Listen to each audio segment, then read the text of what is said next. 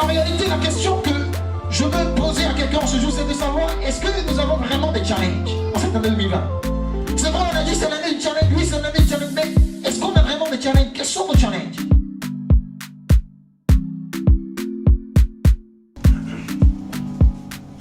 L'orgueil, c'est le fait de s'attribuer des qualités que l'on n'a pas, de tout rapporter à soi.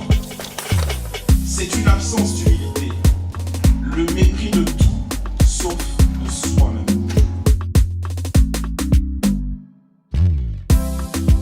Moi qui pensais tomber depuis des années, ce chrétien me demande encore quelque chose. Dans ton travail, quand tu entends qu'il y a quelqu'un qui a une promotion, tu n'avais pas l'intention d'avoir la promotion, mais ton frère a eu la promotion, cette nouvelle te déstabilise. J'aurais dû être moi. Mais quand tout le monde est dans le même confort que toi, ça ne te dérange pas. Mais quand quelqu'un passe à un autre niveau, là il y a un manque.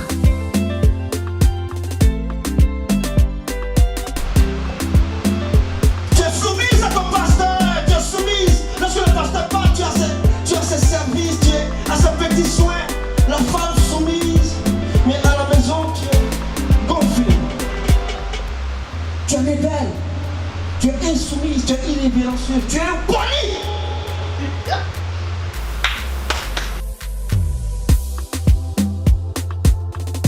Que le Seigneur nous aide.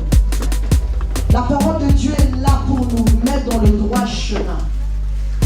Peu importe la manière dont on pourrait prendre la chose, mais c'est la parole de Dieu.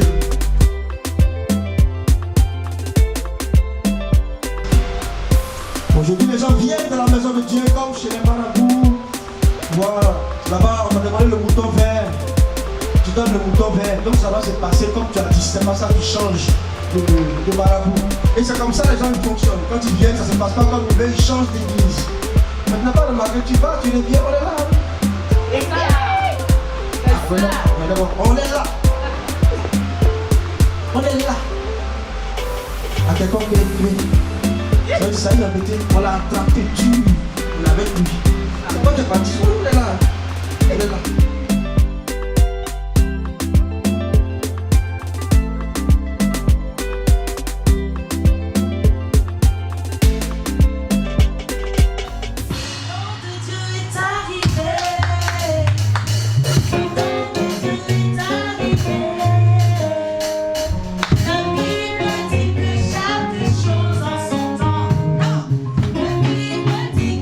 Chaque chose en son temps.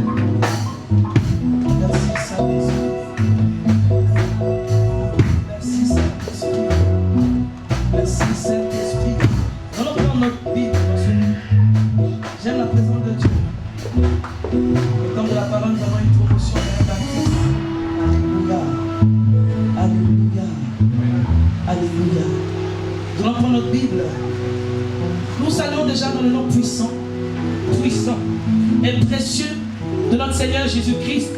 Soyez les bienvenus dans la maison de votre Père. Amen. Jadis, nous étions éloignés, mais par la puissance du sang de Jésus-Christ, nous sommes rentrés dans la maison, ce qui fait de nous des propriétaires. Amen. Dans sa présence. Sois à l'aise de prendre ta Bible. Prends la Bible comme tu n'as pas l'habitude de prendre. Parce que c'est un testament, c'est l'héritage que tu as en tes mains. C'est dommage, pas grave, que certaines personnes n'ont pas encore leur héritage. On peut vous passer les Bibles, mais remédiez à cela. Alléluia. Nous allons prendre notre Bible dans le livre de Jean,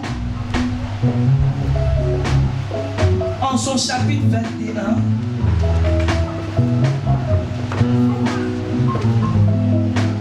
Jean chapitre 21. Tu vas prendre du premier verset au 14e verset.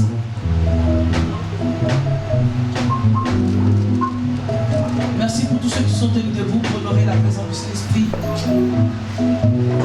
Lorsque je lis, c'est moi. Mais lorsque tu lis, c'est toi. Amen. Donc cette parole nous concerne tous ce soir au nom de Jésus de Nazareth. Amen. J'aimerais dire à quelqu'un ce soir, tu ne peux pas en vouloir à Dieu si ta vie ne donne pas. Amis de l'Éternel, soyons clairs. Je veux te dire ce soir que tu ne peux pas en vouloir à Dieu si ta vie ne donne pas. Tu sais pourquoi? Parce que tu ne mets pas en parole sa pratique. Tu ne mets pas en pratique sa parole. Analyse un peu ta vie. Souvent nous pensons que la chrétienté c'est quelque chose, en fait une vie à part. Pour pouvoir prier, on doit demander Seigneur, est-ce que je peux prier? C'est-à-dire pour pouvoir t'habiller, Seigneur, est-ce que je peux m'habiller? Mais ton intelligence te donne la possibilité quand tu te réveilles d'aller te brosser. Est-ce que tu demandes le matin? C'est l'esprit, est-ce que je peux me brosser? Mais pourquoi est-ce que pour mettre la parole de Dieu en pratique, on doit autant et autant et autant enseigner? C'est pourquoi je te dis ce soir, si ta vie ne donne pas, frère, c'est que tu ne pratiques pas la parole de Dieu. Nous devons pratiquer. Je veux dire à quelqu'un qu'une chose est d'écouter la parole. Une chose est d'écouter sa parole. Mais encore, une autre est de la mettre en pratique. Alléluia. Pratiquer ou mettre en pratique, c'est quoi? Parce que tu ne peux pas connaître quelque chose si tu le sais. On te dit de pratiquer, tu dis mais quand on dit la pratique, c'est quoi la pratique? C'est une activité volontaire. Activité volontaire visant des résultats concrets. En fait, c'est une décision. Donc, pour mettre la parole de Dieu en pratique, ce n'est pas un jeûner 40 jours. C'est une décision que tu prends pour te dire que quand je me lève le matin, la Bible me dit que dans Josué de méditer sa parole jour et nuit, afin que j'ai du succès dans mes entreprises. Tu veux avoir du succès dans tes entreprises en tant qu'enfant de Dieu, mais tu n'as pas le code qui t'emmène à réussir. Ami de l'Éternel, entends-moi bien. Longtemps tu as fait les mêmes choses. Longtemps tu as fait les mêmes choses. Mais quand tu rentres en contact avec la parole de Dieu, ton matin arrive.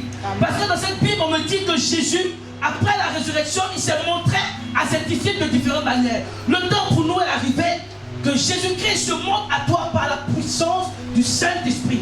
Jésus-Christ veut se montrer à toi par la puissance du Saint-Esprit. Attends, il y a un problème. Il y a un problème. On me dit que les disciples, Jésus-Christ se trouvait sur le rivage, mais les disciples ne savaient pas que c'était Jésus. Avec la tête, tu penses que tu connais la parole? Tu penses que tu la connais? Vous savez ce que Satan a fait avec Jésus? Lorsque Jésus a été tenté, vous savez par quoi Satan est venu? Il est venu avec la parole. Tu connais la parole? Tu connais la parole? Tu crois que tu connais la parole sans le Saint-Esprit? Lorsque Satan est venu parler à Jésus, il est venu par la parole. Et ces écrits du diable sont dans la parole en Deutéronome. Quand il dit qu'il est écrit que si tu tombes, les anges vont te prendre. C'est écrit dans la Bible. Mais Jésus a dit, il est aussi écrit. Frère, nous sommes dans les derniers temps où les gens vont nous dérouter par le nom de Jésus. Si tu n'as pas le Saint-Esprit, si tu n'as pas le Saint-Esprit, la parole va t'emmener à l'enfer. Ami de l'Éternel, j'ouvre une parenthèse pour dire ceci. Si tu es appelé à parler de la part du Seigneur, une chose, tu demandes au Seigneur d'éclairer l'oreille de cette personne à qui tu parles. Parce que c'est le Saint-Esprit qui t'a envoyé. Une deuxième chose, le Seigneur peut les endurcir. Mais toi, continue de parler. Pourquoi tu t'arrêtes? Pourquoi tu te dis que non, moi je ne veux plus avoir affaire à cette personne? C'est que tu n'es pas appelé de parler. Non. Mais la Bible me dit que ces disciples-là, ils ont écouté. Ils n'ont pas regardé ce conseil comme un échec. Ils se sont attendus. Lorsqu'on leur a demandé de jeter le filet, ils ont fait une chose. On dit il avec S à la fin. C'est-à-dire que toutes ces personnes d'un commun accord ont décidé de jeter le filet. J'ai envie de dire quelque chose ce soir. Ta capacité d'écoute déterminera ta grandeur d'esprit et montrera ton caractère et ta disposition de vouloir mieux faire. Je te dis ceci. Ta capacité d'écoute déterminera ta grandeur d'esprit et montrera ton caractère. Entends et écouter. Les disciples, ils ont écouté. Parce que l'écoute, la différence c'est quoi? Entre entendre et écouter. On te dit entendre prouve uniquement que votre œil fonctionne. Votre œil, c'est l'oreille. Entendre, ça prouve seulement que ton œil fonctionne et que vous êtes en mesure de percevoir des sons et des bruits. En fait, c'est ça entendre. Mais par contre, l'écoute indique une volonté. Vous décidez de vouloir écouter quelqu'un qui comprend. Le deuxième problème, c'est que soit tu ne sais pas écouter, soit tu ne comprends pas le langage qu'on est en train de parler. Ami de l'Éternel, tu ne peux pas changer si tu ne comprends pas le langage de Dieu. Tu sais pourquoi tu n'arrives pas à te débarrasser du péché? C'est parce que tu es vide de Dieu. En fait, on ne peut pas demander à quelqu'un d'arrêter de pécher s'il n'a pas la parole de Dieu en lui. En fait, c'est comme si c'est quelque chose de compliqué. Si quelqu'un n'a pas la parole de Dieu en lui, tu ne peux pas lui dire d'arrêter de pécher. Parce que si tu as la parole de Dieu en toi, tu ne peux que accomplir la volonté de Dieu que tu aimes. Maintenant que ces disciples, ils ont fait ceci, ils ont écouté, malgré qu'ils ne savaient pas que c'était Jésus, la deuxième étape que tu dois faire rapidement, c'est la décision. Oui, tu entends, mais il faut que tu prennes la décision de pouvoir te réveiller le matin et méditer la parole. Quand on dit je mets sa parole en pratique, mais ami de l'Éternel, il n'y a pas une prière. En fait, on ne va pas vous demander de venir ici pour qu'on prie pour vous pour que vous mettez la parole en pratique. Non, c'est une décision personnelle. Il n'y a pas une prière spéciale. C'est toi-même qui décides de créer ton intimité avec le Saint-Esprit. Mais ce qui est facile, c'est que comme le Saint-Esprit vit en toi, votre face à face est fluide. Parce qu'il est déjà là. Tu ne cherches pas à aller à un autre. Non, le Saint-Esprit est déjà en toi. Donc lorsque tu prends la décision, tu mets la parole de Dieu en pratique. Moi, ce soir, je veux dire à quelqu'un, on va te prêcher autant d'années. On va te parler du Seigneur autant d'années. Mais si tu ne prends pas la décision d'être une personne disciplinée dans la présence de Dieu, femme, tu ne vas pas aller au pouvoir avec le Seigneur. Lorsque le Seigneur nous demande de mettre sa parole de Dieu en pratique, c'est pour avoir certains bénéfices. C'est pourquoi? C'est pour que Dieu soit davantage glorifié dans ta vie.